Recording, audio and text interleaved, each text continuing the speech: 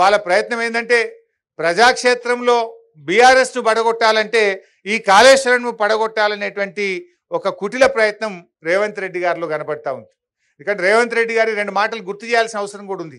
ఆయన గతంలో ప్రగతి భవన్ను బాంబులు పెట్టి పేల్చేయాలని కూడా మాట్లాడినాడు. అసెంబ్లీలో ఏమన్నాడు, కేసీఆర్ గారి ఆనవాళ్ళు లేకుండా చేస్తాను కూడా అసెంబ్లీలోనే ఒక ముఖ్యమంత్రిగా ఆయన మాట్లాడినాడు.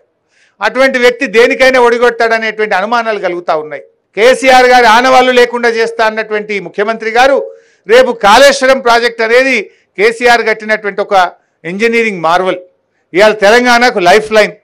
తెలంగాణ వచ్చిన తర్వాత ఆయన ఎంతో దూరదృష్టితో రేపటి హైదరాబాద్ అవసరాలను, తెలంగాణ సాగునీటి, తాగునీటి, పారిశ్రామిక అవసరాలను దృష్టిలో పెట్టుకొని మరి ఒక 100 ఏళ్లకు దూరపు చూపుతోని ఇవాళ కేసీఆర్ గారు కాళేశ్వరాన్ని నిర్మించారు.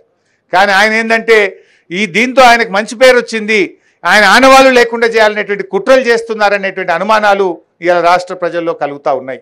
అందువల్ల మీరు తక్షణమే ఆ కుట్రలు మానండి ఇప్పటికైనా. ఎందుకంటే రేవంత్ రెడ్డి గారికి ఏంటంటే ఆయన ఉద్యమంలో కూడా ఆయన ఎప్పుడు నిజాయితీగా అసలు తెలంగాణ ఉద్యమంలో పాల్గొన్న చరిత్ర రేవంత్ రెడ్డి గారికి లేదు.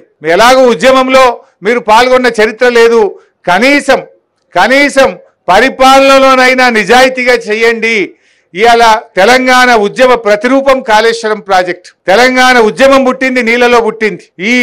ఇలాంటి నీళ్ళలో నుంచి వచ్చి ఉద్యమంలో నుంచి వచ్చిన ప్రభుత్వం అధికారంలోకి వచ్చి నిర్మించిన ఈ కాళేశ్వరంను రిస్టోర్ చేయడం ద్వారానైనా మీ నిజాయితీ నిరూపించుకోవాలని ఇవాళ రేవంత్ రెడ్డి గారిని నేను కోరుతా ఉన్నా.